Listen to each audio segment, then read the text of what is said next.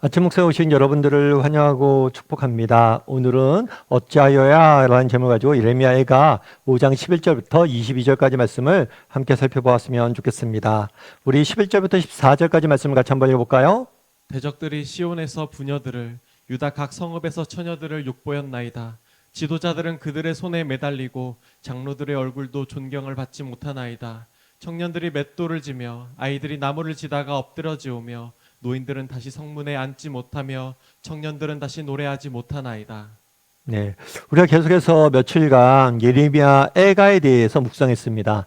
근데 예레미야 애가는 5장으로 구성되어 있어요. 그리고 오늘 우리가 읽은 부분이 예레미야 애가의 마지막 부분, 일종의 결론 부분이라고 이야기할 수 있어요. 근데 이 마지막 부분에 와서 예레미야는 다시 한번 당시 시온이 처한 상황에 대해서 노래합니다. 당시 시온의 처한 상황은 어땠을까요? 당시 시온이 처한 상황은 총체적인 위기였어요. 모든 면에서 모든 사람들이 고통받고 절망 가운데 있었어요. 그래서 뭐라고 되어 있냐면 대적들이 시온에서 부녀들과 처녀들을 결혼을 했던 결혼을 하지 않았던 수많은 여인들이 치욕을 당하고 있었습니다. 뿐만 아니라 지도자들은 적들의 손에 의해서 매달렸고, 정말 지도자들은 권위의 상징이고 정말 존귀한 존재라고 여겼던 사람들이 다 정말 적들의 손에 의해서 운명이 결정되는 어떤 힘도 없는 능력도 없는 그런 존재가 되었어요.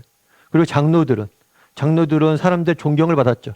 그래서 더 이상 뭐예요? 그 존경을 잃어버렸어요. 그리고 청년들이 뭘 한다고 그랬어요? 맷돌을 지며, 맷돌이란 건 뭐냐면 그 당시 맷돌은 아주 값싼 식물을 갈 때 쓰는 거예요. 그러니까 매우 빈곤한 상태를 표현한 게 이 맷돌을 쥐다는 거예요. 그러니까 음식이 없어서 가장 값싼 식물을 먹을 수밖에 없는 형편이었다는 거죠. 그리고 아이들도 뭐예요? 나무를 지다가 엎드렸다. 아이들도 천진만만하게 놀아야 되는데 정말 삶의 노동 현장에 투여가 돼서 아이들도 고통당하고 있는 모습들을 보게 되는 거죠. 그래서 여인이나 남자나 정말 지위가 높은 사람이나 낮은 사람이나 정말 노인이나 젊은 사람들이나 다 뭐예요? 고통당하고 있다는 거예요. 뒤에 보면 노인들은 성경에서 나이는 곧 지혜를 상징해요. 그래서 노인들이라는 것은 지혜가 많은 사람들이에요. 이 성문에 앉다는 건 뭐냐면 지혜가 많은 사람들이 판결하는 거예요. 그래서 뭐 예루살렘에 어떤 문제들이 있으면 이 지혜자들이 성문에 앉아서 그 문제를 해결해 줍니다. 그리고 뒤에 뭐라고 됐어요? 청년들은 노래하지 못한다. 이 노래는 즐거움과 소망의 상징이에요. 즐겁게 노래하지도 않고 소망을 노래하지도 않는다는 거예요. 그래서 앞서 이야기했던 것처럼 정말 남자든 여자든 나이가 많든 적든 사회적 지위가 높든 낮든 상관없이 모든 사람이 고통당하고 있다라고 노래하고 있는 거예요.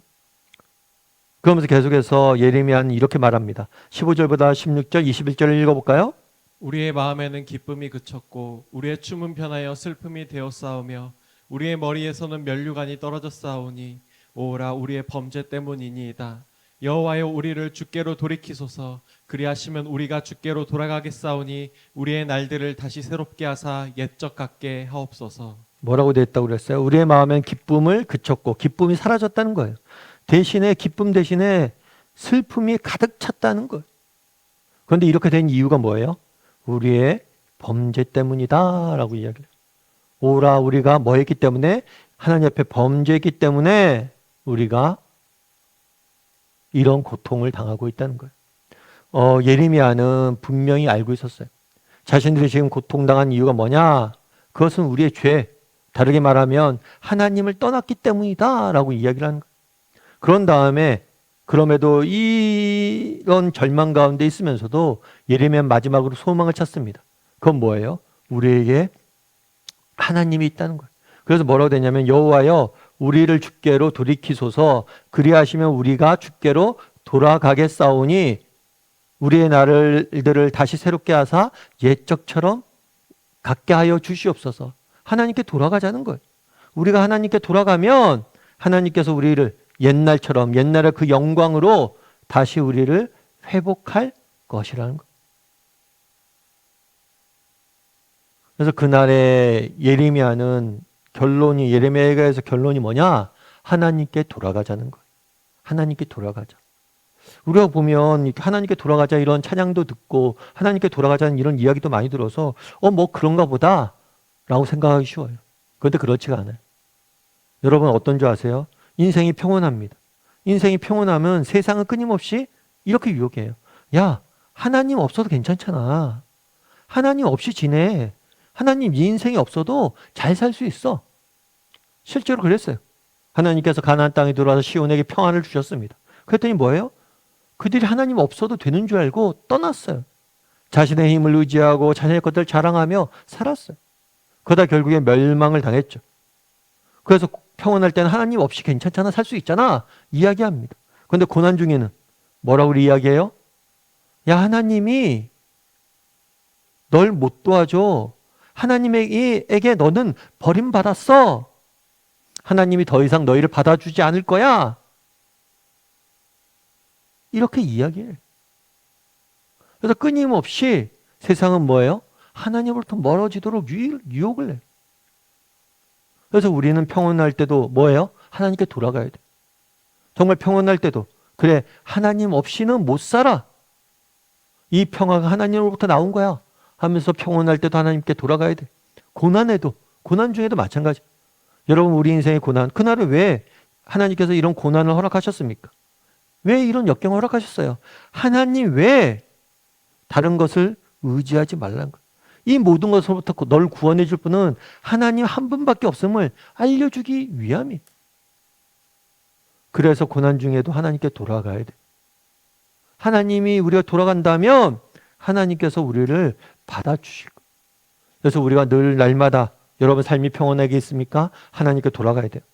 하나님 없이 우리는 살 수 없습니다. 하나님 당신밖에 없습니다. 이 모든 것이 하나님께서 났습니다. 이렇게 고백할 수 있어야 돼요. 고난 중에 있습니까? 그럴 때도 하나님께 돌아가야 돼요. 하나님 당신만이 내 인생의 유일한 주권자 되시고 내 인생의 유일한 해방자 되시고 내 인생의 유일한 하나님이 구원자 되십니다.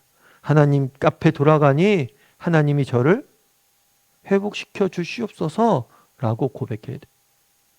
그래서 여러분 늘 한번 돌아봐야 돼요. 나는 정말 하나님께, 오늘 성경에 보면 예레미야의 결론이 그거잖아요. 여호와께 돌아가자. 그럼 그 말을 우리가 적용해 보는 거죠. 그럼 나는 여호와께 돌아가고 있는가? 하나님 앞에 날마다 가까이 가고 있는가? 이 부분을 여러분들이 점검을 해야 돼요. 제가 종종 말씀드리지만 신앙생활은 뭐예요? 강을 거슬러 올라가는 것. 이것이 바로 신앙생활이에요. 여러분 우리는 강에 있을 때 그런 착각을 하기 쉽죠. 뭐 어떤 착각을 해요? 가만히 있으면 그곳에 있는 줄 알아요. 그런데 그렇지 않아요. 가만히 있으면 우리는 뭐예요? 점점 뒤로 물러나는 거예요. 그래서 우리는 가만히 있으면 안 돼요. 매 순간 하나님께 돌아가야 돼요. 매 순간 하나님께 가까이 나아가려고 노력을 해야 돼요. 또 한 가지 우리가 강을 거슬러 갈 때 조심할 게 뭐냐면 가만히 있으면 제자리에 있을 거라고 생각해요. 그런데 그렇지 않으면 뒤로 물러나요. 그리고 강을 올라갈 때 조심해야 될 게 뭐냐? 아무리 내가 노력해도 안 된다 생각하기 쉬워요. 그렇지 않아요. 여러분 강은 바다와 다릅니다. 우리가 노를 젓고 조금씩 하면 상류로 올라갈 수 있어요. 가만히 있어서도 안 되고 패배주의에 빠져서도 안 돼요. 우리가 노력한다면 하나님께 가까이 나아갈 수 있어요. 그래서 날마다 우리가 뭘 해야 되냐? 하나님께 돌아가기 위해서, 가까이 하기 위해서 노력해야 돼요. 그래서 우리가 아침 묵상하는 거잖아요. 그래서 오늘 한번 돌아봤으면 좋겠어요. 정말 그날에 예레미야가 이야기합니다. 애갈 결론 지으면서 우리가 여호와께 돌아가자. 이건 오늘 우리를 향한 메시지. 정말 나는 인생이 평화로울 때 하나님 없이 살고자 하는 사람은 아닌지, 그렇다면 하나님께 우리 돌아가야 됩니다. 인생의 고난 가운데 정말 하나님 외에 다른 무엇인가를 의지함으로 이 고난을 이겨내려고 하는 사람은 아닌지, 여러분 우리의 고난을 이겨낼 수 있는 유일한 길은 하나님 한 분밖에 없어요. 하나님께 돌아가야 돼. 평온할 때나 고난을 있을 때나 매일같이 하나님 앞에 돌아가고 가까이 나아갈 줄 아는 저나 여러분이 되기를 주님의 이름으로 소원합니다. 우리 함께 기도했으면 좋겠습니다. 기도하실 때 오늘 말씀 기억하면서 기도했으면 좋겠습니다. 정말 그날에 예레미야가 이야기합니다. 하나님께 돌아가자. 여호와께 돌아가자. 우리도 여호와께 돌아가게 해달라고. 인생이 평온합니까? 인생의 평강을 누리고 있습니까? 인생에 정말 평화를 누리고 있습니까? 이 모든 것이 하나님께로부터 왔음을 기억하고 정말 하나님 없이는 이 모든 것들을 누릴 수 없음을 기억하고 하나님께 더 가까이 나아가고 하나님께 돌아갈 줄 아는 사람이 되게 해달라고 기도했으면 좋겠습니다. 인생에 어려움이 있습니까? 인생에 고난이 있습니까? 그것은 하나님 외에 그 누구도 그 무엇도 그것을 해결할 수 없어요. 오직 하나님만이 해결할 수 있음을 믿고 하나님께 돌아가는 사람이 되게 됩니다. 하나님 외에 다른 무엇인가 의지하지 않고 하나님만을 의지하는 하나님께 돌아가는 사람이 되게 해달라고. 그래서 평온할 때나 고난 중에 있을 때나 항상 하나님께 돌아가고 가까이 나갈 줄 아는 사람이 되게 해달라고. 이 시간 오늘 말씀 기억하면서 함께 같이 기도하도록 하겠습니다. 같이 기도하시겠습니다.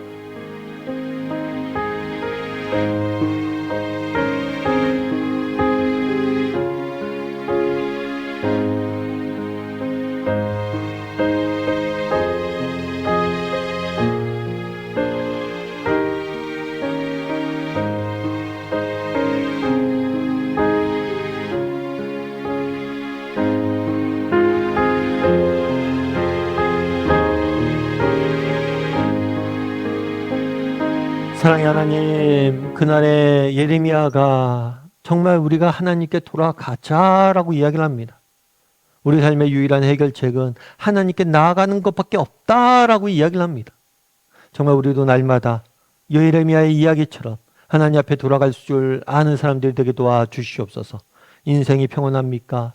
정말 이 모든 것이 하나님에게 났음을 기억하고 날마다 하나님께 더욱더 가까이 나아가고 은혜를 구할 줄 아는 사람들이 될 수 있도록 붙잡아 주시옵소서. 인생의 고난 중에 있습니까?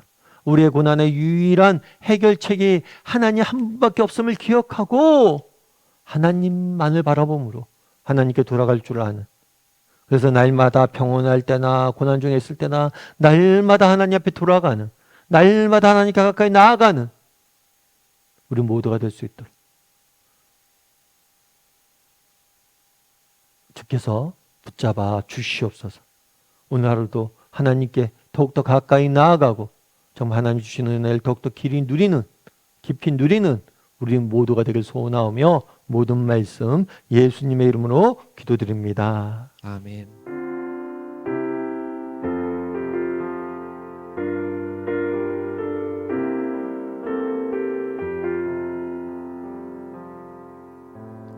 나 주님의 기쁨 되기 원하네. 내 마음을 새롭게 하소서. 새 무대가 되게 하여 주사. 주님